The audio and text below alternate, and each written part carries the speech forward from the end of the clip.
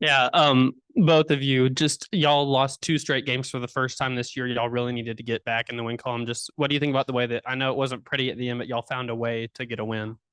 I think from the start we came out, we received the first punch, and then we threw the second punch, and we just kept going from there. And obviously, the fourth quarter didn't look very pretty, but we still fought and we pulled out with the win. Carly, will you talk to me a little bit about what the past, couple weeks have looked like for you with, breaking your nose and having to work back? Um, I say it was very hard at first because I had to overcome it, and well, I had to work really hard. Like I had conditioning and extra weights and extra treatment, and it was hard, but I came through it. And then Miriam, just talking about the slow start again. Just what do you think it is that's made it? Because that's kind of a reoccurring thing that's happened. Just what is it about the start of games that have been tough? I just feel like we just have to come out with a mindset that we're not going to be the slow team, just coming out strong and just throwing the first punch, like I said earlier, and just not letting the other team just go on the run and then try to dig herself out of a hole from the start. Miriam, you kind of took over in that third quarter. Can you just talk about what it was for you that was working? How much of an emphasis were you guys putting on, I guess, getting the ball inside, and how were you kind of taking advantage of what Missouri was giving you?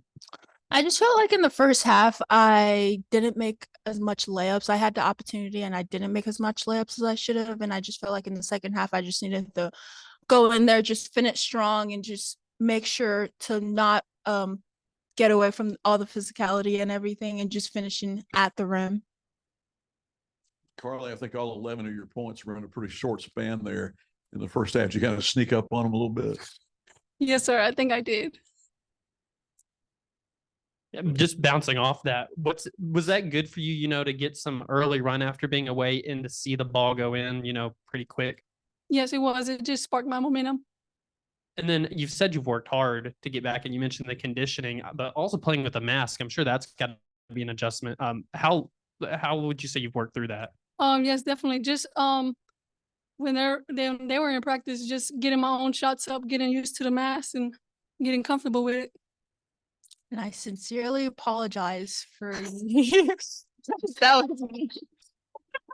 For breaking her nose. And I just feel like her being on the sideline, she's been working hard, getting her conditioning right, like she said, and just making sure that she's ready when she was to get back on the court and You're saying everything. that was friendly fire.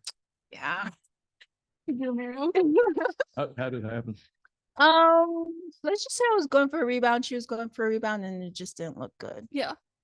You all had some games where leads like this melted away when it came from 20-5. What were y'all saying to each other, down the stretch?